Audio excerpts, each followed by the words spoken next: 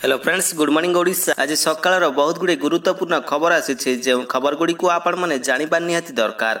तेबे आसतु जाने कौन से गुरुत्वपूर्ण खबर गुड़िक।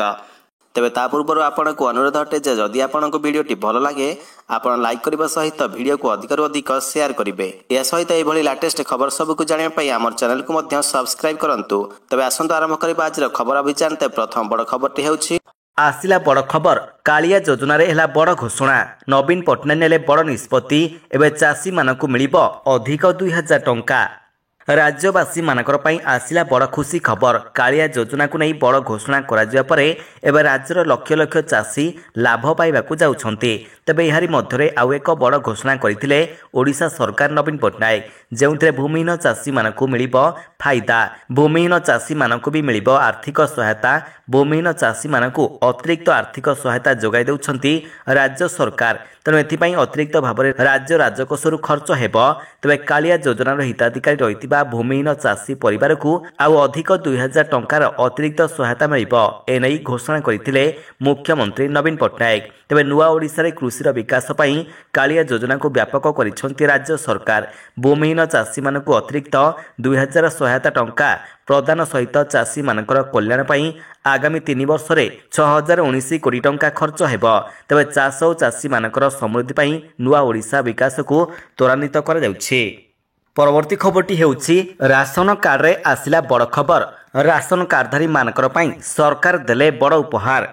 राशन कार्डधारी मानकु बड़ उपहार। सरकार नेले बड़ निष्पत्ति। जानिले खुशी होई जिबे आपण। देशर नागरिक मानकर पई राशन कार्ड हेउछि एक गुरुत्वपूर्ण दलिल जेउथिरे सरकारी योजना, मागणा सब्सिडी और राशन उपलब्ध होइथाय। तेणु राशन कार्ड रे हिताधिकारी मानकु सुविधा जोगाई देबा पई सरकारक पई सहज होइथाय, कारण यह उपरे परिवार समस्त सदस्य मानकर नाम तालिका रे शामिल कर जाइछे। तेरे सांप्रतिक समय बिहार सरकार राशन कार्डधारी मानकर पई 5 लाख टंका पर्यंत मागणा बीमा कवर घोषणा करिसेंति, जहार अधीन रे वर्तमान प्रधानमंत्री जन आरोग्य योजना अधीन रे राशन कार्डधारी मानकु शामिल कर जाउछि। परवर्ती खबरटी हेउछि प्रतिदिन रखंतु मात्र 7 टंका मिलिबो मासकु 5000 टंका।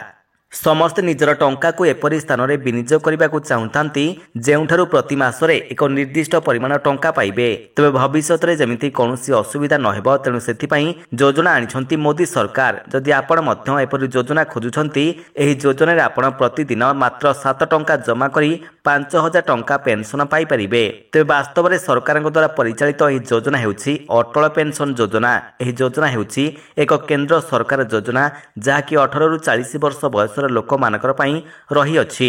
आपण आपणकर दैनंदिन जीवन रु संचय करी एही योजना रे विनियोग करि परिबे एवं सरकारक ठारु प्रति मासरे 1000 रु 5000 टंका पर्यंत पेंशन नै परिबे।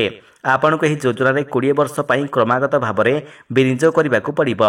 जदि आपण सरल सुधरे बुझंती, जदि आपण 40 वर्ष बयस रे विनियोग करंती, तेबे आपण को 60 वर्ष बयस पर्यंत टंका जमा करबाकू पड़िबो। या परे आपण प्रति मासरे पेंशन पाइबा आरंभ करिवे। परवर्ती खबरटी हेउछि निर्वाचन पूर्व ट्रेन यात्री मानकर पई सरकारक उपहार। पैसेंजर ट्रेन टिकेट दर कमिला। लोकसभा निर्वाचन पूर्व पैसेंजर ट्रेन यात्री मानकर पई केंद्र सरकार बड़ उपहार आनी दैछंती।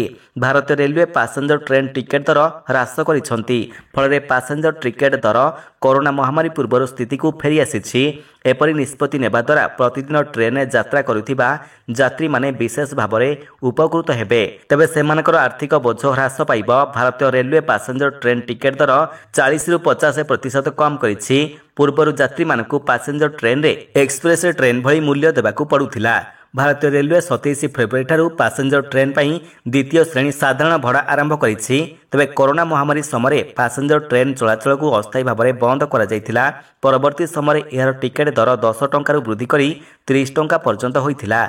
परवर्ती खबरटी हेउछि आसिला खुशी खबर। चाषी मानकु खुशी खबर देले सरकार।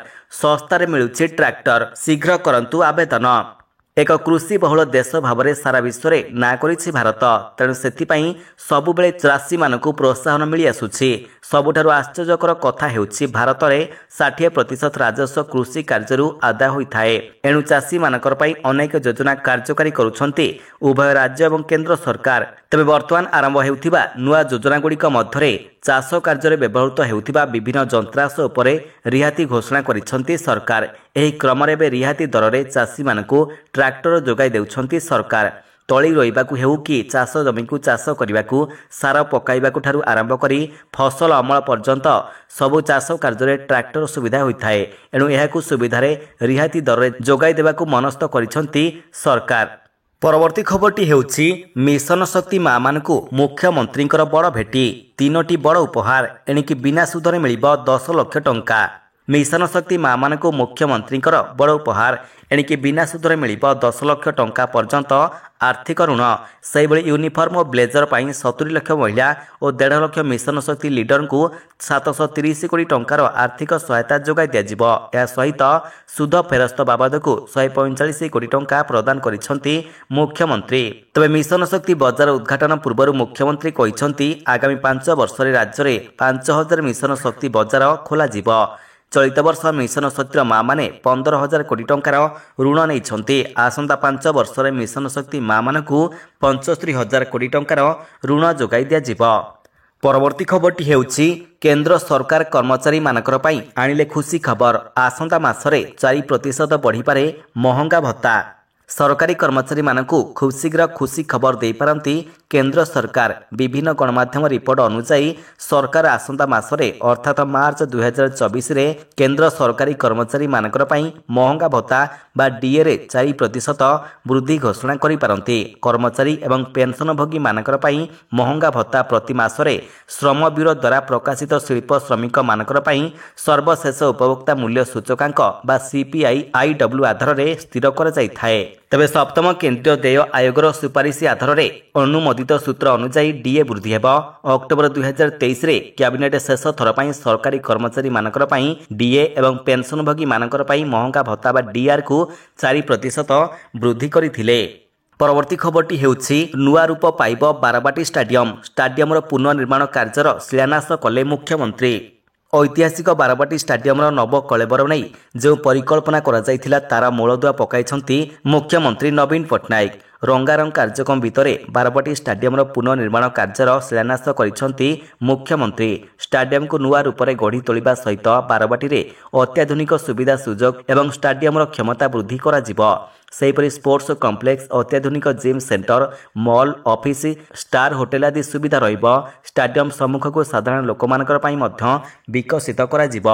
ପରବର୍ତ୍ତୀ ଖବରଟି ହେଉଛି କ୍ୟାନ୍ସର ଚିକିତ୍ସାରେ ଟାଟା ଇନଷ୍ଟିଚ୍ୟୁଟକୁ ବଡ଼ ସଫଳତା। 100 ଟଙ୍କାରେ ମିଳିବ କ୍ୟାନ୍ସର ବଟିକା। ଦେଶର ପ୍ରମୁଖ କ୍ୟାନ୍ସର ଗବେଷଣା ଏବଂ ଚିକିତ୍ସା ପ୍ରଦାନକାରୀ ସଂସ୍ଥା ଟାଟା ଇନଷ୍ଟିଚ୍ୟୁଟ ଏକ ବଡ଼ ସଫଳତା ହାସଲ କରିଛି। ଏକ ଚିକିତ୍ସା ବଳରେ କ୍ୟାନ୍ସରକୁ ଗାୟବ କରିପାରିବ ବୋଲି ସଂସ୍ଥା ପକ୍ଷରୁ ଦାବି କରାଯାଇଛି। ଏହି ଚିକିତ୍ସା ପରେ ଜଣେ ରୋଗୀ ଦ୍ୱିତୀୟ ଥର ପାଇଁ କ୍ୟାନ୍ସରରେ ପୀଡ଼ିତ ହେବେ ନାହିଁ ବୋଲି ଦାବି କରିଛି ସଂସ୍ଥା। ତେବେ 10 ବର୍ଷ ଗବେଷଣା ପରେ ବର୍ତ୍ତମାନ ଏକ ଟାବଲେଟ୍ ପ୍ରସ୍ତୁତ କରିଛନ୍ତି ଏଠାକାର ଗବେଷକ ଏବଂ ଡାକ୍ତରୀ ଦଳ। ଏହି ଟାବଲେଟ୍ କ୍ୟାନ୍ସରରେ ପୁନର୍ବାର ଆକ୍ରାନ୍ତ ହେବା ଆଶଙ୍କାକୁ ଦୂର କରିପାରେ ବୋଲି କୁହାଯାଉଛି। ଏହାଦ୍ୱାରା ରେଡିଏସନ୍ ଏବଂ କେମୋଥେରାପି ଭଳି ଚିକିତ୍ସାର ସାଇଡ୍ ଇଫେକ୍ଟକୁ କମ୍ କରାଯାଇପାରିବ। ତେବେ ରୋଗୀ କ୍ୟାନ୍ସରରୁ ମୁକ୍ତ ହେବା ପାଇଁ ଲକ୍ଷ ଲକ୍ଷ ଟଙ୍କା ଖର୍ଚ୍ଚ କରୁଥିବା ବେଳେ ଏହି ଟାବଲେଟ୍ର ମୂଲ୍ୟ ମାତ୍ର 100 ଟଙ୍କା ରହିବ।